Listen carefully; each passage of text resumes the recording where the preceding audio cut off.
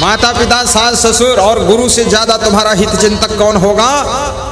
अगर वही कुछ समझाएंगे तो तुम्हारी जिंदगी में निखार आएगा, चमक आएगी, लाइट आएगी, शाइनिंग आएगी। और उनसे तुम बैठना नहीं चाहते, उनकी सुनना नहीं चाहते हो, तो आप ठोकर खा खा करके अपनी जिंदगी को आगे बढ़ाओगे।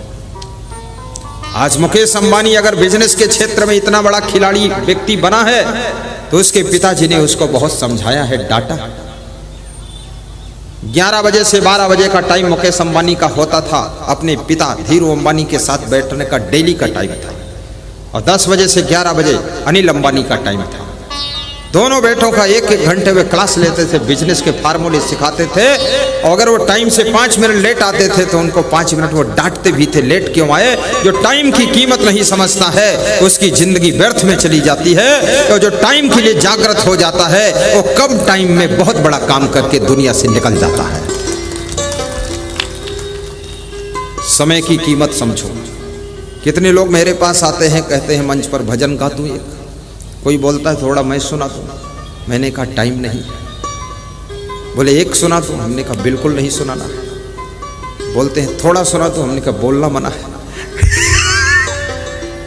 क्योंकि ये 2-3 घंटे का टाइम गुरुजी के प्रवचन सुनने के लिए हजारों लोग इकट्ठे हुए हैं। अगर 5-5 मिनट 10-10 मिनट में सबको बांटूंगा, ये टाइम निकल जाएगा, प्रवचन नहीं हो पाएगा, तो लोगों के साथ में धोखा हो जाएगा। जिस उद्देश्य से हजारों किराया लगा करके 1,500 हजार की गाड़ी किराए पर लेकर के लोग आए हैं यहाँ सत्संग सुनने के लिए, उससे वंचित रह जाएंगे तो इनको दुख होगा कि नहीं होगा? इसलिए व्यास गादी पर कृपया किसी व्यक्ति को जबरदस्ती टाइम निवेदन कर दीजिए, गुरुजी हाँ बोल दे तो ठीक, और ना बोल दे तो मुस्करा दो कि चलो ठीक है। हाँ मेरे प्रोग्राम में एक सांसद आया, उसने कहा मुझे पहले टाइम दे देना, मेरे पास टाइम ज़्यादा नहीं, मुझे जाना है लखीमपुर खीरी। मैंने कहा लो इसको दे दो। बोला 2 मिनट बोलूँगा, वो 2 घंटा बोला, पूरा प्रवचन का टाइम खत्म हो गया। जब मेरे पास माइक आला तो मैंने कहा सर्वे भवंत सुखिना, प्रवचन समाप्त, मैं जा रहा हूँ, तुम भी जाओ, बात खत्म। सब बर्बाद कर दिया पूरा। ये भी देख लो, समय कीमती है, टाइम पास मत करो। दौड़ दौड़ कर जल्दी से स्नान कर लो, दौड़ कर जल्दी से कपड़े धो लो। कितने लोगों की चाल ऐसी है जैसे बूढ़ी भैंस जा रही है, ऐसे ही मोटर मोटर चलते हैं। मैं तो देखता हूँ तो मुझे बड़ा दुख हो जाता है, कितना टाइम बर्बाद कर रहा है। अभी मैं इस उम्र में भी 55 साल रनिंग है, लेकिन वास्तव में 57 साल मेरी उम्र है। दौड़ के छलांग मार के गाड़ी में बैठ जाता हूँ। अरे टाइम 1 मिनट बच जाएगा तो 1 मिनट ज्यादा प्रवचन सुना देंगे। वहाँ गाड़ी में बैठने के लिए चाल ऐसी चल रहे हैं जैसे बूढ़ा हाथी जा रहा है। ज्यादातर तुम दुखी होते हो तो किससे दुखी होते हो? आप किसी से कह भी नहीं सकते हो। पति यदि दुखी है तो अपनी पत्नी से ज्यादा दुखी है। नारी दुखी है तो अपने पति से बहुत दुखी। एक स्त्री कह रही थी मेरा पति जब शादी किया था तो राम था। हमने कहा फिर? बोले अब रावण हो गया।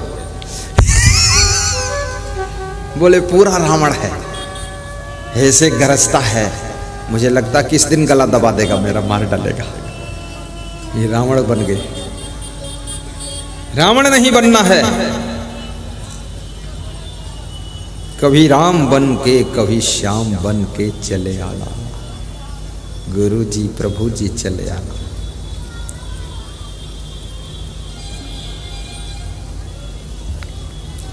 गलतियों को क्षमा करना भी सीखो। गलती नहीं हुई है आपसे फिर भी क्षमा मांगना सीखो। कितने लोग गलती भी करते हैं और क्षमा मांगते भी नहीं। कितने लोग गलती करते और क्षमा मांग लेते हैं, और कितने लोग गलती भी करते हैं क्षमा भी नहीं मांगते हैं, ऊपर से लड़ने को तैयार होते हैं। बिना गलती के जो क्षमा मांग ले वो महान होता है, और बिना गलती के जो क्षमा मांगने को तैयार है तो भविष्य में उससे गलती होने की संभावना समाप्त हो जाती है। इसलिए बिना गलती के भी क्षमा मांगो। कभी कभी अपने पिताजी से क्षमा मांग लिया। इस कलयुग में तो उल्टा हो गया। कितने बाप तो अपने बेटे से क्षमा मांगते हैं कि माफ कर दो बेटा, मुझे छोड़कर मत जाओ। शादी होने के बाद बहुएं ज़्यादातर अपने सास ससुर से अलग रहना चाहती, देवरानी जेठानी के साथ, गोतनी गोतना के साथ रहना नहीं चाहती।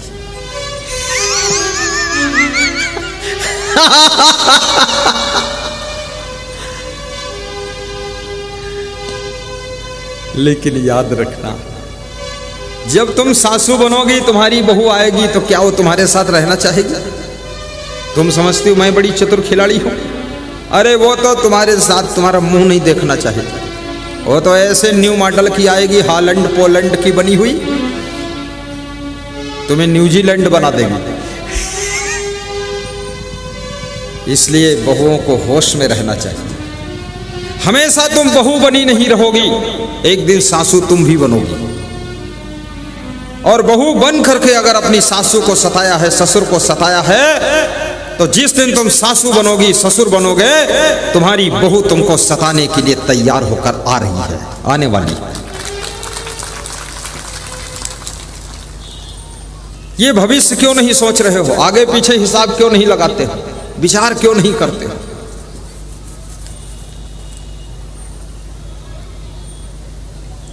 सेवा,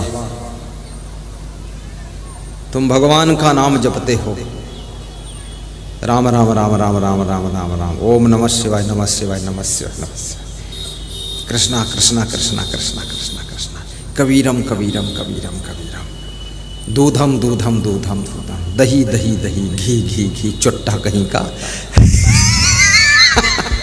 अरे ये सब बकवास। किसने देखा है भगवान को? किसने देखा है राम को, कृष्ण को? फोटो देखा है हमने उनका। राम और कृष्ण की कृपा, भगवान की कृपा उन्हीं को मिलती है जो अपने घर को स्वर्ग बनाकर रहते हैं, अपने बूढ़े सास ससुर को पानी पिलाते हैं। उन लोगों पर आशीर्वाद बरसता है इस कुदरत का, जो घर में स्वर्ग बना देते हैं।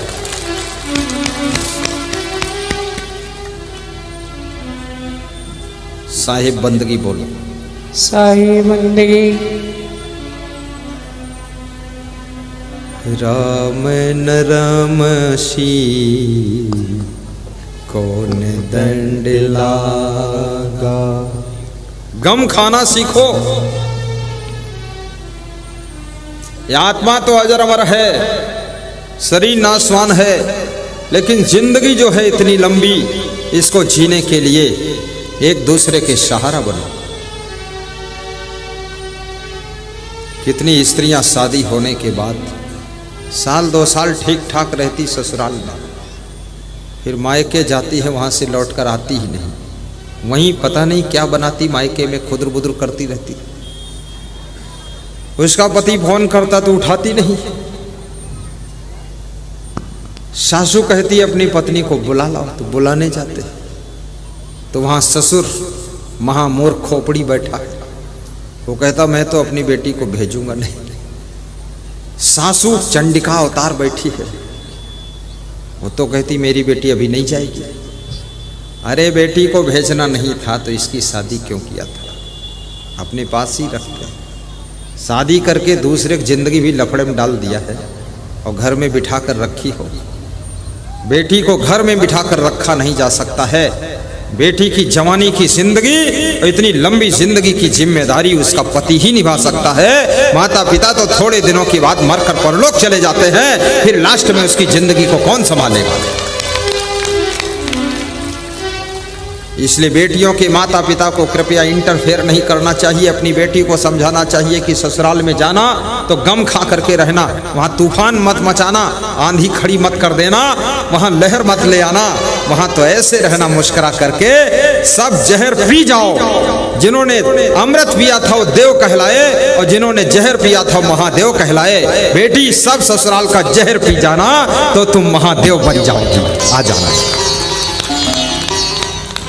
सहन शक्ति सिखाइए,